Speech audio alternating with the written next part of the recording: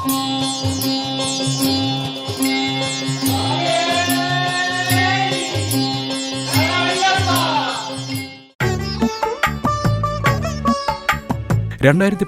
November 17 മുതൽ 2020 November 16 വരെയുള്ള ഒരു വർഷക്കാലം ശബരിമല മാളികപ്പുറത്തമ്മയുടെ മുഖ്യ പൂജകനായി ശബരീശ സന്നിധിയിലെത്തിയത് അങ്കമാലി മാടമന ബ്രഹ്മശ്രീ പരമേശ്വരൻ നമ്പൂതിരിയായിരുന്നു. മാളികപ്പുറത്തമ്മയുടെ സവിധത്തിങ്കൽ ദേവി ഉപാസകനാകാൻ ലഭിച്ച അവസരത്തെ മുജ്ജന്മ സുഹൃതമായി കാണുന്നു ഈ പുരോഹിതൻ.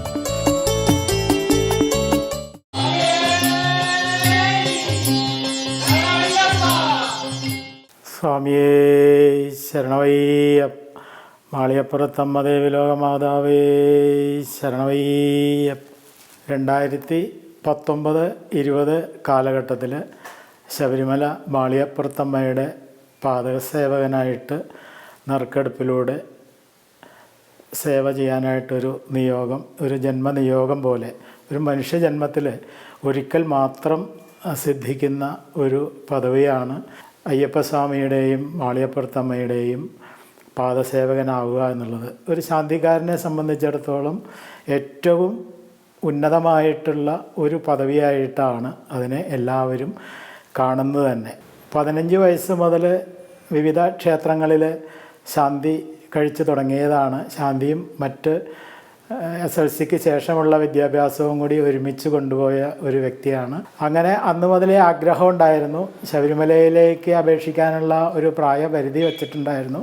അതിനുശേഷം എല്ലാ വർഷവും അയ്യപ്പസ്വാമിയുടെ പാദസേവകനായിട്ടാണ് സാധാരണ അപേക്ഷ കൊടുക്കാറുള്ളത്. അങ്ങനെ 17 വർഷവും അപേക്ഷിച്ചിട്ടും സെലക്ഷനൊക്കെ വരാറുണ്ടെങ്കിലും നറുക്കെടുപ്പിലൂടെ വിജയിക്കാനായിട്ട് സാധിച്ചിരുന്നില്ല. അങ്ങനെ 18ാമത്തെ വർഷവും വന്നു. അപ്പോൾ ആ വർഷത്തോട് കൂടിയിട്ട് അപേക്ഷ കൊടുക്കൽ നിർത്തുകയാണ് എന്ന് തീരുമാനിച്ചിരുന്നു. കാരണം അയ്യപ്പസ്വാമിയെ സംബന്ധിച്ചിടത്തോളം, ഹിന്ദു പുരാണങ്ങളെ സംബന്ധിച്ചിടത്തോളം 18 എന്നുള്ളത് ഒരു പ്രധാനപ്പെട്ട സംഖ്യ തന്നെയാണല്ലോ. അപ്പോൾ ഈ വർഷവും അയ്യപ്പൻ അനുഗ്രഹിച്ചില്ലെങ്കിൽ വേണ്ട എന്നുള്ള തീരുമാനമായിരുന്നു എടുത്തിരുന്നത്. അപ്പോൾ എൻ്റെ മൂത്ത മകൻ ഡോക്ടർ മഹേഷ് പറഞ്ഞു, അങ്ങനെയാണെങ്കിൽ ഈ വർഷം മാളികപ്പുറത്തമ്മയുടെ നടയിലേക്കും കൂടി അച്ഛന് അപേക്ഷ കൊടുക്കണം.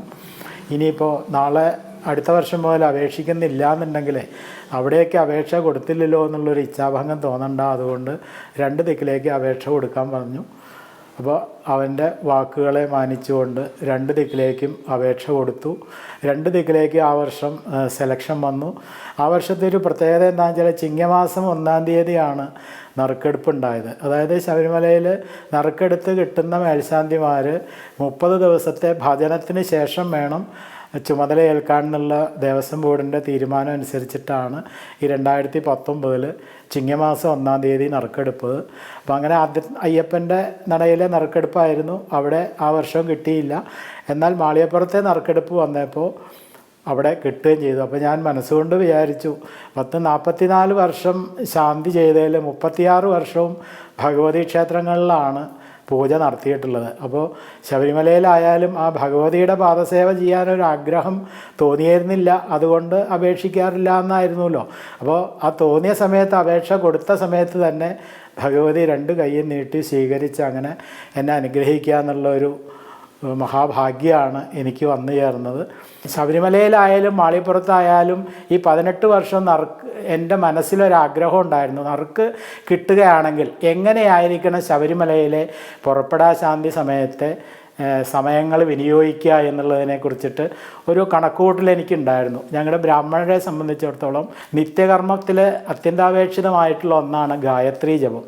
അപ്പോൾ നിത്യവും 108 ഗായത്രി ജപിക്കുക, അല്ലെങ്കിൽ 1008 ഗായത്രി ജപിക്കുക എന്നൊക്കെയുള്ള ഒരു സമ്പ്രദായമുണ്ട്. അപ്പോൾ ഗായത്രി 24 അക്ഷരമാണ്. അപ്പോൾ ഗായത്രി മന്ത്രത്തെ അക്ഷരലക്ഷം ജപിച്ച് സ്വായത്തമാക്കണം എന്നൊരു മോഹം മനസ്സിലുണ്ടായിരുന്നു. ഒരു പക്ഷേ കുടുംബത്തിലിരുന്നാൽ മറ്റ് പ്രാരാബ്ധങ്ങളുടെ ഇടയിൽ അതൊന്നും സാധിക്കില്ല എന്നുള്ളതുകൊണ്ട് ശബരിമലയിലിരിക്കുമ്പോൾ ആ ഒരു വർഷം മണ്ഡലമാരോളക്ക് തിരക്കായിരിക്കും. അത് കഴിഞ്ഞാലുള്ള 10 മാസത്തിൽ 5 ദിവസം വീതമാണ് നട തുറക്കുക. അപ്പോൾ ആ 5 ദിവസം കഴിഞ്ഞ് 25 ദിവസവും എത്ര ഗായത്രി വെച്ച് ഒരു ദിവസം ജപിച്ചാൽ ചാർജ് ഒഴിയുമ്പോഴേക്കും ഇത് അക്ഷരലക്ഷം ജപിച്ച് പൂർത്തിയാക്കാം എന്നൊരു ചാർട്ട്, ഒരു പട്ടികയൊക്കെ തയ്യാറാക്കി അതനുസരിച്ച് മുമ്പോട്ട് പോവാം എന്ന് വർഷങ്ങൾക്ക് മുമ്പേ നിശ്ചയിച്ചു വച്ചിരുന്നു. അതനുസരിച്ച് ഈ നറുക്ക് കിട്ടി കഴിഞ്ഞ അവസരത്തിൽ മാരോളക്ക് കഴിഞ്ഞ് പിറ്റേ ദിവസം മുതൽ അതിൻ്റെ പ്രാരംഭ നടപടികൾ ആരംഭിച്ചു. ആ ഓരോ ദിവസവും ജപിക്കേണ്ടുന്ന ഗായത്രി മന്ത്രമൊക്കെ എടുത്ത് അത് കൃത്യമായിട്ട് ജപിച്ച് രാവിലെ വളരെ നേരത്തെ എഴുന്നേറ്റ് സമയം ആ ജപിച്ച് സംഖ്യ തീരുന്നവരെ ജപമൊക്കെ നടത്തി അങ്ങനെ മുന്നോട്ട് പോയിക്കൊണ്ടിരിക്കുമ്പോഴാണ് ലോകം മുഴുവനും വ്യാപിച്ച മഹാമാരിയായിട്ടുള്ള കോവിഡും വന്നത്. അങ്ങനെ ഇവിടെയും കോവിഡ് കഴിഞ്ഞപ്പോൾ ലോക്ക്ഡൗൺ ആയി.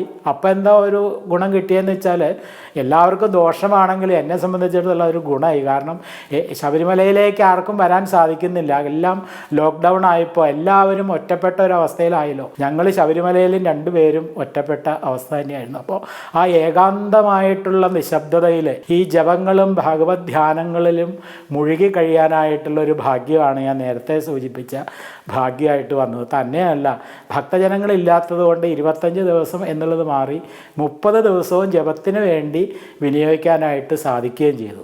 അങ്ങനെ വന്നു കഴിഞ്ഞപ്പോൾ ചിങ്ങമാസം ആയപ്പോഴേക്കും ഗായത്രി അക്ഷരലക്ഷം ജപിച്ച് പൂർത്തിയാക്കാൻ സാധിച്ചു.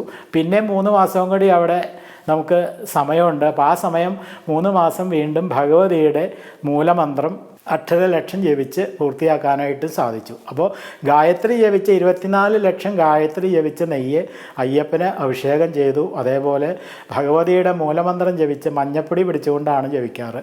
ആ മഞ്ഞപ്പൊടി ദേവിക്കും അഭിഷേകം ചെയ്ത് അങ്ങനെ ഈ രണ്ടും ഈ ജന്മത്തിൽ കിട്ടാവുന്നതിൽ വച്ച് ഏറ്റവും സുഹൃതമായിട്ടും പുണ്യമായിട്ടുമാണ് ഞാനും എൻ്റെ ഇല്ലത്തുള്ളവരും എല്ലാവരും തന്നെ കണക്കാക്കുന്നത് തന്നെ. കാരണം ഒരു ഈശ്വരാനുഗ്രഹം ഇല്ലെങ്കിൽ ഇത്തരത്തിലുള്ള കാര്യങ്ങൾ നടത്താനായിട്ട് സാധിക്കില്ല എന്നുള്ളതാണ്. അപ്പോൾ അത് ദേവി നമുക്ക് സാധിച്ചു തന്നു. അല്ലെങ്കിൽ അത് സാധിക്കാൻ ഇങ്ങനെ ഒരു അവസരം ലോകം മുഴുവനും ദുഃഖത്തിലാണ്ട് കിടന്നു എങ്കിലും ഇങ്ങനെയൊരു മോഹം നിറവേറ്റാനായിട്ടുള്ള അനുഗ്രഹവും അവസരവും ഉണ്ടായി എന്നുള്ളതാണ്.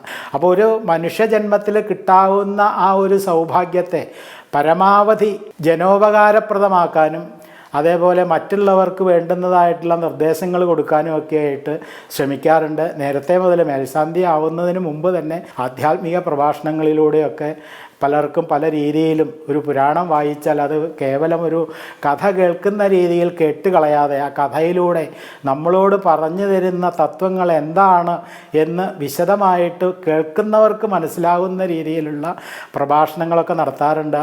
അയ്യപ്പനെയും ഭഗവതിയെയും ഈ 365 ദിവസവും പ്ലസ് ഒരു മാസം അവിടെ ഭജന വരുന്നല്ലോ. അപ്പോൾ അത്രയും ദിവസവും വളരെ സുഖമായിട്ടുള്ള ദർശനത്തിലൂടെ നമുക്ക് സായുജ്യമടയാനായിട്ടും സാധിച്ചു എന്നുള്ളതാണ്. പിന്നെ ശബരിമലയെ സംബന്ധിച്ച് പറയുമ്പോൾ 41 ദിവസത്തെ വ്രതാനുഷ്ഠാനങ്ങളാണ് നമ്മൾ ശബരിമല ദർശനത്തിന് വേണ്ടിയിട്ട് തിരഞ്ഞെടുക്കേണ്ടത്. എന്താണ് പലർക്കും ഒരു സംശയമുണ്ട്, എന്താണ് ഈ 41 ദിവസത്തിൻ്റെ പ്രത്യേകത എന്നുള്ളതാണ്. അപ്പോൾ അതിൻ്റെ കാരണങ്ങൾ പറയുകയാണെങ്കിൽ ശാരീരികമായിട്ടും മാനസികമായിട്ടും നമ്മുടെ ശരീരത്തിനെ സുദർശനത്തിന് വേണ്ടിയിട്ട്, അതായത് അയ്യപ്പ ദർശനത്തിന് വേണ്ടിയിട്ട് പരിപാകപ്പെടുത്തി എടുക്കേണ്ടുന്ന കാലഘട്ടമാണ് 41 ദിവസം. ഇപ്പോൾ ആധുനിക ശാസ്ത്രം തന്നെ പറയുന്നുണ്ട് ഒരു മനുഷ്യ ശരീരത്തിൽ മാറ്റങ്ങൾ വരുത്താൻ 40 ദിവസം മതിയാവും എന്ന് ആധുനിക ശാസ്ത്രജ്ഞന്മാർ കണ്ടെത്തി. ആധുനിക ഡോക്ടർമാർ അതൊക്കെ പ്രാബല്യത്തിൽ വരുത്തിക്കൊണ്ടിരിക്കുന്ന കാലമാണ്. അപ്പോൾ ആ 40-ന് പ്രത്യേകതയുണ്ട് എന്ന് കാലഘട്ടത്തിൽ നമുക്ക് പറയാൻ പറ്റും. പക്ഷേ ഈ 41 ദിവസം വന്നത് എങ്ങനെയാണെന്ന് വെച്ചാൽ പഴയ കാലത്ത് ഭാരതത്തിൽ ചന്ദ്രവർഷം എന്ന് പറഞ്ഞൊരു വർഷം നിലവിലുണ്ടായിരുന്നു. അതായത് 27 നക്ഷത്രങ്ങളാണ് നമുക്കുള്ളത്. 27 ദിവസമാണ് ഒരു മാസം.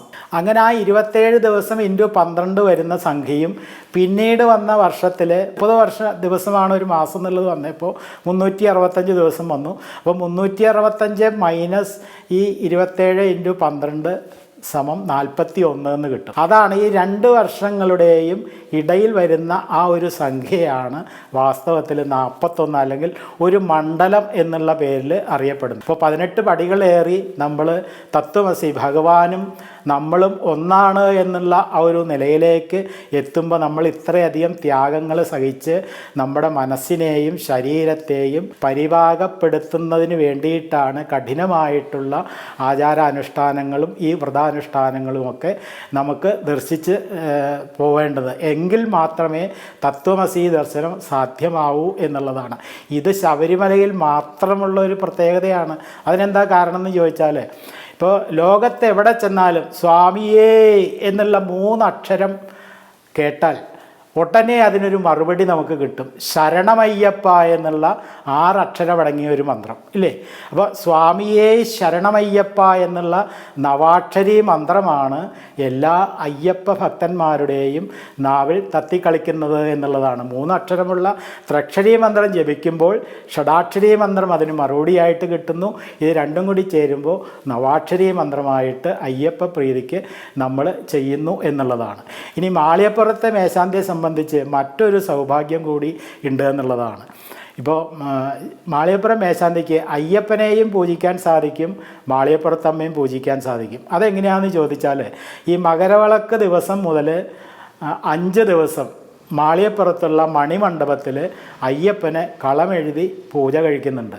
ആ പൂജ കഴിക്കുന്നത് മാളികപ്പുറം മേശാന്തിയാണ്. അങ്ങനെയാണ് അയ്യപ്പനെ 5 ദിവസം മാളികപ്പുറം മേശാന്തിക്ക് പൂജ കഴിക്കാനായിട്ടുള്ള അവസരം സിദ്ധിക്കുന്നത്. പണ്ട് ശബരിമലയുടെ നിർമ്മാണ കാലത്ത് അയ്യപ്പൻ വന്നിരുന്ന് ഭജിച്ചു, അല്ലെങ്കിൽ അമ്പലം പണിയുടെ മേൽനോട്ടം വഹിക്കാനായിട്ട് ഇരുന്ന സ്ഥലമാണ് മണിമണ്ഡപം എന്നൊക്കെ പറഞ്ഞ് അങ്ങനെ അതിനെക്കുറിച്ചിട്ട് ആധികാരികമായിട്ടുള്ള പല കഥകളും നിലവിലുണ്ട്. എന്തായാലും ആ അയ്യപ്പ സാന്നിധ്യം കുടികൊള്ളുന്നു എന്ന് മാത്രമല്ല, അതിനകത്ത് ഒരു ശ്രീചക്ര പ്രതിഷ്ഠയും ഉണ്ട് എന്നാണ് വിശ്വാസം. അപ്പോൾ ഒരു ശ്രീചക്ര ഉപാസകനായിട്ടുള്ള എനിക്ക് ആ ശ്രീചക്ര പ്രതിഷ്ഠയുടെ അനുഭവം അല്ലെങ്കിൽ അനുഭൂതി ലഭിക്കാനായിട്ട് ഇടയായിട്ടുണ്ട് എന്നുള്ളതാണ്. അതേപോലെ തന്നെയാണ് ശബരിമലയിലെ 18-ാം പടിയുടെ ഉള്ളിലും ശബരിമല അയ്യപ്പനിരിക്കുന്ന ശ്രീകോവിലിൻ്റെ ആ ഷടാധാര പ്രതിഷ്ഠയുടെ അടുത്തായിട്ടും ശ്രീചക്ര പ്രതിഷ്ഠയുണ്ട് എന്നാണ്. അതുകൊണ്ട് ആരെന്തൊക്കെ ശ്രമിച്ചാലും ഈ 3 കാര്യങ്ങളും, അതായത് മണിമണ്ഡപവും 18-ാം പടിയും ശബരിമലയും ഒരു കാലത്തും ആരാലും തകർക്കപ്പെടാൻ സാധിക്കില്ല എന്ന് മാത്രമല്ല, തകർക്കാൻ ശ്രമിക്കുന്നവർ തകരും എന്നുള്ളത് കൂടി നമുക്ക് ഈ കലികാലത്തിൽ ബോധ്യമായിക്കൊണ്ടിരിക്കുന്ന കാര്യവുമാണ്. അപ്പോൾ അടിയുറച്ചുള്ള ഭക്തിയോടുകൂടി, അചഞ്ചലമായിട്ടുള്ള ഭക്തിയോടുകൂടി, ആ കഠിനമായിട്ടുള്ള വ്രതാനുഷ്ഠാനങ്ങളോടെ അയ്യപ്പനെ മാത്രം മനസ്സിൽ നിരൂപിച്ച് ശബരിമലയിൽ എത്തുക എന്നുള്ള ദർശനത്തെ, അവിടെ എത്തി അയ്യപ്പനെ ദർശിക്കുക എന്നുള്ള ലക്ഷ്യത്തെ മാത്രം മുൻനിർത്തിക്കൊണ്ട് മുന്നോട്ട് പോകുന്ന ഏതൊരു ഭക്തനും 18-ാം പടി കയറി ആ തിരുനടയിലെത്തുമ്പോൾ അയ്യപ്പൻ്റെ 1000 കോടി സൂര്യന്മാർ ഒന്നിച്ചുദിച്ചുയർന്നത് വരുന്ന പ്രഭയുള്ളതുപോലെയുള്ള ആ അയ്യപ്പൻ്റെ ദർശനം നമുക്ക് സിദ്ധിക്കും എന്നുള്ളത് തർക്കമില്ലാത്ത കാര്യമാണ്. അതുകൊണ്ട് എല്ലാ ഭക്തജനങ്ങളും വ്രതാനുഷ്ഠാനങ്ങളിൽ കോംപ്രമൈസ് ചെയ്യാതെ ഗുരുസ്വാമിമാരുടെ നിർദ്ദേശാനുസരണം അവർ പറയുന്നതനുസരിച്ചുള്ള ആ ദർശനത്തിന് വേണ്ടിയിട്ട് എല്ലാവരും പ്രത്യേകം ശ്രദ്ധിക്കണം. നമ്മുടെ സൗകര്യങ്ങൾക്ക് വേണ്ടി ആചാരങ്ങളെ മാറ്റിമറിക്കാതെ കൃത്യമായിട്ടുള്ള വ്രതാനുഷ്ഠാനങ്ങളിലൂടെ അയ്യപ്പ ദർശനം നടത്തി സായുജ്യമടയാനായിട്ട് എല്ലാവരും ശ്രദ്ധിക്കണം. നീക്കുപോക്കില്ലാത്ത വ്രതാനുഷ്ഠാനങ്ങളിലൂടെ നമ്മൾ വ്രതം നോറ്റ് ആ അയ്യപ്പ ദർശനം കരഗതമാക്കാനായിട്ട് ഓരോ ഭക്തനും വളരെയധികം കഠിന പരിശ്രമം തന്നെ നടത്തി അത് ലക്ഷ്യത്തിലേക്ക് എത്തിക്കണമെന്ന് പ്രാർത്ഥിക്കുന്നു. സ്വാമിയേ ശരണമയ്യപ്പ. മാളികപ്പുറത്തമ്മ ദേവി ലോകമാതാവേ ശരണമയ്യപ്പ.